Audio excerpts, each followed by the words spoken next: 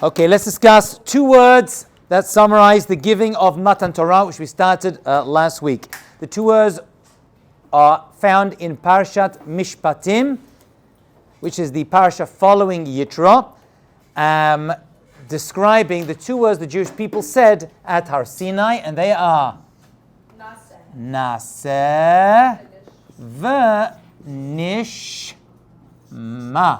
I am going to Naaseh, do, and then listen.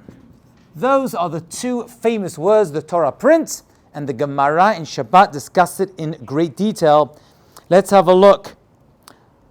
In Shemot, Chaf Daled, it says, Vayikach Sefer Brit, Moshe Rabbeinu took this book of the Torah, Vayikra Baznei Ha'am, and he read it out to the Jewish people, V'yamru kol asher diber Hashem, Naaseh Venishmah, whatever Hashem says, I am going to do, Naaseh Venishmah. Those two words are the wrong order. It should be Nishma V'Naaseh, not Naaseh Venishmah. What is the implication of these two words is a big discussion in the Gemara, and it's seen as a great thing the Jewish people did. Sometimes we say things we shouldn't do, and sometimes we say things that we should. This is an example of the perfect response when we were offered the Torah. Naaseh Venishmah. Naaseh means we're going to do. Nishma is going to listen. Why is that an unusual order? Because first you listen, you understand the implications of what you're about to take on, and then you make a decision whether you want to do it. Here, it's flipped around. Okay, Alex, what's the answer? Because we blindly trust Hashem, something about that? I wouldn't call it blindly trusting Hashem. No, it's you shouldn't be questioning Him. So we trust that Hashem, it's to show that we really believe what we're doing. We're not just doing it because Well, where did the belief come from? Why do we get this from that we're able to suddenly just do? Mike, could you close the door, please? Thank you. Where does that come from? We love Hashem so much. Where did that come from? We love Him. From where? Where do they get this from? Where did they get this from? Okay. So, Okay, Maya, we got this. Let's go slowly. There's two possibilities. One is the Avot. There was a tradition handed down that we should believe in HaKadosh Baruch Hu. We love Hashem. From that shorish, from that source. That's opinion number one. Opinion number two is that they were able to say this because of the great miracles they saw and the fact that Hashem saved them at Kriyat Yam Suf. Right? We didn't just meet Hashem for the first time at Har Sinai. There was an introductory period based upon the schut of the Avot and how they were saved at the Yam Suf. They were able to say Naaseh Venishmah. And actually, we're going to see that the other nations were offered the Torah and did the opposite. That's on page 106. This is a Mechilta, and it says that HaKadosh Baruch Hu went to one of the oral sources, the Mechilta, a Midrash, and it says that HaKadosh Baruch Hu went to the other nations and offered them the Torah. You've heard this before, I'm sure. He went to the nation of Esav and said, do you want the Torah? Hashem offered it to them first, and they said, Ma Ketiv Bey, what is in this Torah thing that we should want it?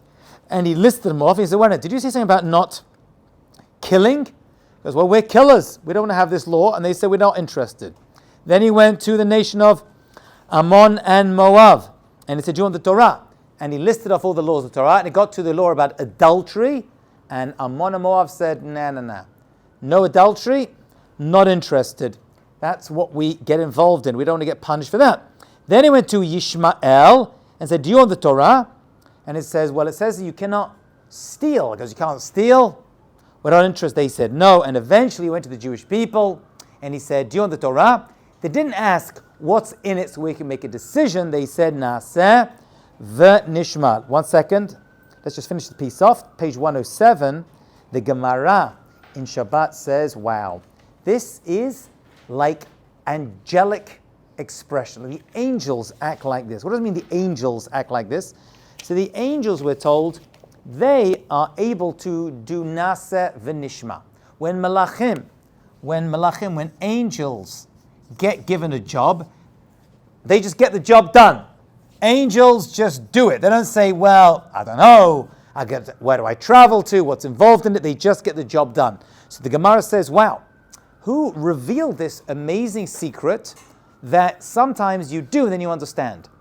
Although it is counterintuitive. That's not the way you act through. You don't go through life just agreeing to things without knowing what they involve. That is pretty crazy. And yet, when it comes to Har Sinai, that's exactly what we did. Why is it seen as so great? Why does the Gemara say, wow, this is the ability of the Malachim do this, the angels do this, and Hashem's like, who revealed this to them? How do they know to say this? Who said it among them? Do they all say it in unison? We know that every person at Har Sinai was Ish Echad, Ba'lev Echad. One person with one heart. One person with one heart. That's how every single Jew was at Har Sinai. There was an absolute, unique unity that we never actually experienced till that point, and probably never since, actually, until Mashiach comes. So this was the absolute unifying moment of all of Jewish history. Why, though? What is so special about these words? So the basic answer is it shows Emunah. It shows our faith in HaKadosh Baruch Hu, that we're able to say, you know what, I'm going to put my faith. It's not blind. There is no blind faith in Judaism. Right? There's no such thing as blind. There is Emunah. Emunah means I'm going to learn from the past in order to make a decision in the present for the future. I'll say that again. Emunah isn't blind faith or blind belief. It's always based on something, on events from the past that I can learn from. As I said, we didn't just meet Hashem at Har Sinai at this moment and that was done. Okay? So everything we did and everything we said was based upon information that we had been given beforehand. So we talk about building emunah. It's not blind faith. It's not like I don't know. Now it says I do know, but a better translation for the word emunah is not faith, it's faithful. Am I faithful to what I know? That's what it is. I have information. Am I faithful to it? Like, I don't know, a person wants to give up smoking. Yeah? Do they have to believe that smoking is bad? They know that smoking is bad. But do they believe in themselves enough to be faithful to what they know? So emunah always comes together with dat, knowledge. Knowledge is information, and emunah is what do I do based upon this information. That is how it works. And the same is true for all miracles. We do not believe in the Torah. This is very important, says the Rambam, page 108. We do not believe in the Torah because of the miracles. The miracles came for purpose. They had to do something. They had to bring the man. So Hashem had to split the sea. All these miracles came for a purpose. We believe in Hashem for one reason only, which is Hashem gave us the Torah at Har Sinai, and every Jewish person was there. It's not based upon the miracles of a person. That's never going to suffice. Those miracles are important. They may prove this person is a prophet. They may prove, but it never proves the existence of God or the veracity of the Torah. That's not what it does. That's what the Rambam says. The Jewish people do not believe in Moshe Rabbeinu, says the Rambam, on account of the miracles that he performed. For someone who believes if you believe because of miracles, there's always going to be a doubt. Maybe the miracles were sleight of hand. Maybe I misunderstood it. Maybe I didn't say it the right way. Maybe they're using sorcery or magic if you believe in that stuff. It's never going to be enough. Are you in this class? No, but I don't have class right now. Okay. No, I'm not. All the miracles okay, so take a seat. All the miracles that Hashem performed, says the Rambam, in the desert were done for a need. Right? They were that's why Kadosh Baruch Hu gave him this ability to do these miracles, whether it was the plagues, whether it was the create Yam Suf, whatever it was. Everything that Moshe Rabbeinu did not come to just open the rock to bring water. All these miracles, says the Rambam, didn't come to prove God's existence. They came because we needed to do stuff. We needed stuff in the midbar. So once again, we don't believe in Hashem and build our emunah based upon miracles. We believe in HaKadosh Baruch Hu because of the chesed he did for our forefathers, taking us out of Egypt and giving us the Torah. That is the basis to our faith. And that's the important point. Says the Rambam, we're not believers because of miracles. Miracles are never sufficient to prove Hashem's existence, right? Although they help with that, or prove the Torah is true, which is why the Torah could not be given to Avram Avinu. Because Avram Avinu was the Yachid. He was by himself. And you would think, yeah, one person could fool us. That's why the Torah had to be given to the entire Jewish people. That's 3 million or so men, women, and children in order to prove its veracity. Okay? That is what the faith in Hashem and the belief in Torah comes from. Not because one person, I know in the movie, Moshe Rabbeinu is on the mountain and comes down, everything's fantastic. That's not what we believe in as a people. That is not what our faith is based upon. Okay? So before Har Sinai, we did not have absolute faith. After Har Sinai, we did. Okay? We did. All right. So we're now going to look at a piece of Gemara, which is on page 110. It's a Gemara in Shabbat. Gemara in Shabbat. And the Gemara talks about Moshe Rabbeinu going up to Shemayim to receive the Torah. And it's a very unusual Gemara because it says actually that Moshe Rabbeinu got into a really bad fight. Who did he get into a fight with? Nope. Angels. The Malachim is correct. The Malachim said, do not give the Torah to Moshe Rabbeinu. Why would they fight Moshe Rabbeinu? Why would they fight Moshe Rabbeinu?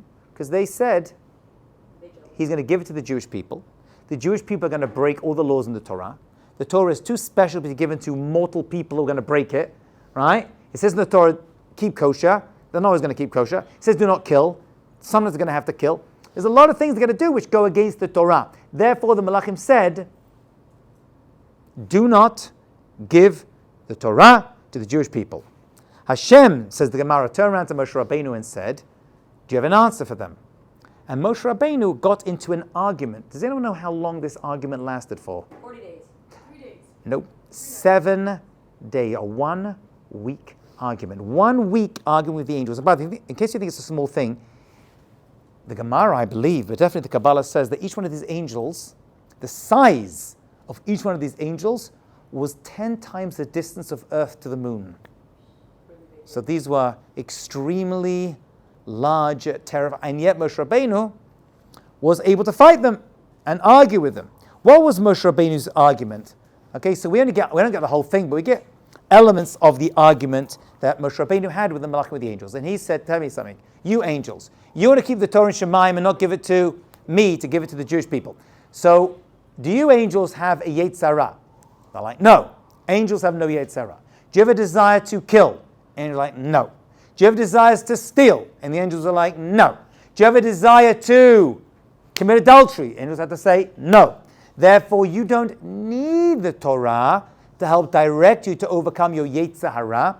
We, the Jewish people, we need the Torah in order to overcome the desire to kill and steal, commit adultery, and all the other averot in the Torah. That's what he said. That argument went on, and that was the final piece. And HaKadosh Baruch Hu, the Gemara says, got very happy, and the angels conceded. The only question we have on this is, well, exactly what the angels thinking. Did they actually think they have an argument? They knew Hashem was going to give the Torah to the Jewish people.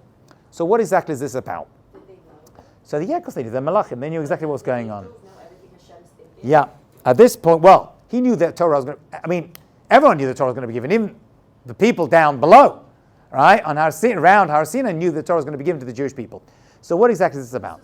So this is at the beginning. Says the Dubno Magid, I'll tell you the answer to this. Let me give you a mashal, an example, he says. He says, there was a city in Europe, it's a true story, that the rabbi had been a rabbi for a number of years, and he wanted to go and move on to a bigger synagogue with a bigger salary next door. So he closed up all his affairs. He's about to leave with the permission of the Kehillah, and everyone inside the whole community went and started shouting and arguing and blocking his horse from leaving, saying, don't leave, how can you leave us, how can you go? This is the story. So he didn't understand, right? He's loaded his horse and his cart and his chariot, whatever it was, and his wagon, and all his family on board. He's about to leave to the next town, and he's being blocked by the people of his presence, although they agreed that he should leave. They were okay with it. So he went to see the elders of the town, and he said to them, tell me, why did you block? Why are you blocking me from leaving? We know I have to go. We agreed this months ago. And they said, what are you talking about? He goes, everyone's blocking me from leaving. He goes, they're acting. They're acting. Why are they acting? Because if we just let you leave and go to the next town, what are people going to think? This guy's a schlepper. We can't wait to get rid of him. So we had to put on an act that actually we wanted you to stay. We put on an act. We're just faking it. So when the next town hears that this big event was happening that would prevent you from leaving, they're going to be like, we got ourselves a good rabbi. If we just let you go, they wouldn't take too much to it. So he says the same thing. Really, the Malachim knew the Torah to begin with the Jewish people. All they were doing was putting on an act to show how important the Torah actually is. That is what it was about. Okay? So really they knew it, but they had to put on an act. By the way, that's one reason I believe, I think I read this somewhere, if not I made it up, but it's good either way, that above the Aron Kodesh, there are two angels, right? On the Kaporet, two angels facing each other with the face of children. Some say one boy and one girl. Who are these angels? What are they doing above the Aron that had the Torah and the Luchot in it? They say these represent the original angels that Moshe Rabbeinu fought with, to show that they are still overlooking the Torah. The Keruvim, yeah, those are angels, they're cherubs. They are angelic looking beings with the face of children. Yeah, well that's in the Torah. That's in the Torah. Okay? So that is the end of Shavuot in a nutshell. There are different opinions of what those what beings are. Some say they were definitely they were birds, and the wings linked up, and the gap, there was a little gap between them. That was the holiest point where Hashem's voice came out from, above the Aron, where the Luchot and the first ever Torah was given. Yeah.